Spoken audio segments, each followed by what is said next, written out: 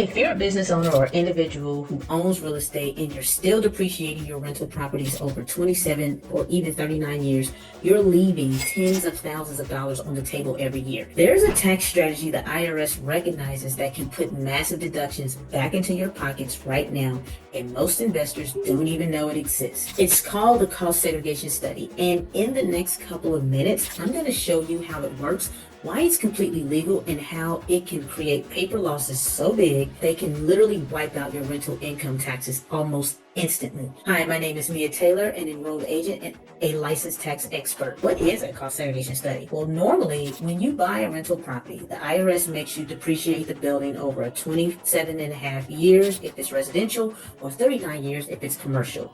That's a long time to wait. But with a cost segregation study, we break down the property into smaller pieces. Things like appliances, flooring, lighting fixtures, even landscaping. Some of those can be depreciated much faster, over 5, 7, or 15 years. That means you're not stuck waiting decades to get your deductions. Now, why is this legit? This isn't a loophole, okay? Cost segregation study is supported by the tax code under sections 167 and 168, and it was backed by a big court case back in 1997 called the Hospital Corporations of America versus Commissioner case. Now, after that case, the IRS formally recognized that this is the right way to do it, as long as you do it properly with an engineer's report. Now, here's the common mistake, and it's one that people mess up, okay? This is not something that your attorney, not even I as your enrolled agent, should be putting in a letter. The IRS expects a professional engineering-based report. If you skip this step, your deductions may not survive an audit. Let me give you an example. I'm going to go to whiteboard here to give this example for you so you can see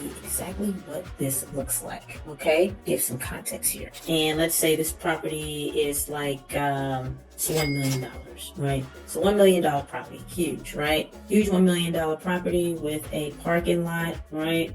Parking lot here where people can park, things of that nature, right? Docking place for trucks, you name it, right? Now, let's say for you, this property you buy and you put a 20% down payment in cash. This is out of pocket, 20%. So that's going to be $200,000, right? If you depreciate it normally, you would spread this property over a period of 39 years, okay? Now, the reason why it says it's 39 years, because clearly this looks like a commercial property. It's a big old parking lot, $1 million. Okay, you get the point. All right, now, but in a cost segregation study, right? Remember how I said it just takes out pieces of this big building? We're going to take out little components, right? These little components inside of the building, right? These components can equal anywhere from a 5-year to a 7-year to a 15-year. This is kind of like a bucket, right? Of what you can recover over a period of time. Now, generally in a cost segregation study, I'm going to say conservatively about 30% of this building cost goes to segregating out a lot of these pieces in the 5 to 7,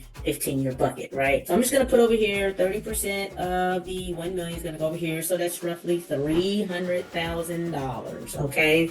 And it's going to go into these components. So you're probably like, Mia, what are these components? Look, 5-year is like the lighting, the fixtures, the appliances, all the hard things that are inside of the building that's a fix. The 7-year is all the furniture and the carpeting and whatever else you need to make this look good so people can actually come there to work, right? And the 15 years, like the parking lot, okay? And the shrubs and the trees and everything else that's kind of around the building that's on the property that represents this building, okay? So that's what all that is. Any outside things and other improvements that are deemed 15 years, right? That's everything that goes into this, all right? Thanks to bonus depreciation, you can even deduct a huge portion of this in 1 year. And that's what we call phantom expensing. It's taking a paper deduction.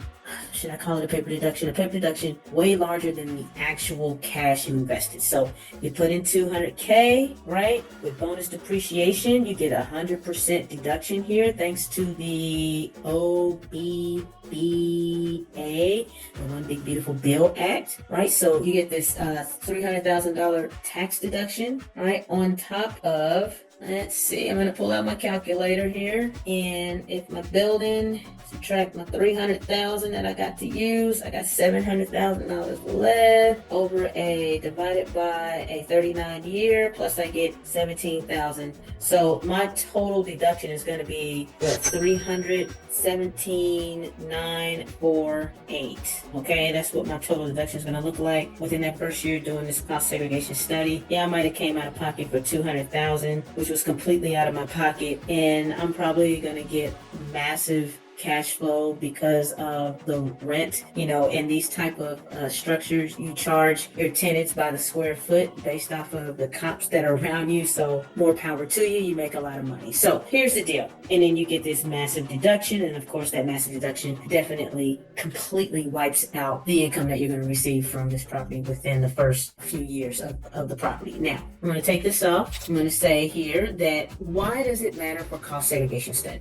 Okay, it's phantom expensing. You're taking a paper loss. It's bigger than what you've already actually invested, and it's something that you can write off completely against your income. There's so many different strategies to actually make that work. Okay, why does this matter? Well, because cost segregation study can be one of the most powerful wealth building tools that you can use right now in your own arsenal. It's done right. It accelerates your depreciation, it increases your cash flow, and it helps you reinvest much faster. Okay? If you want to learn more about these strategies like this, follow me on Instagram for quick tax tips. That Instagram is Mia Taylor Advisors. You can subscribe on our YouTube page for deeper dives. That's Mia Taylor 1. And then you can book a call if you have some really in-depth questions and you kind of don't want to make that public. You can definitely talk to us directly and we can walk you through what this is all about according to your situation. All right, until the next time, remember, tax strategies isn't just about compliance, although that's very important. You need to keep that as number one, but it's also about generating wealth. That was the whole point of the foundation of this country. All right, thank you, and until next time, see you.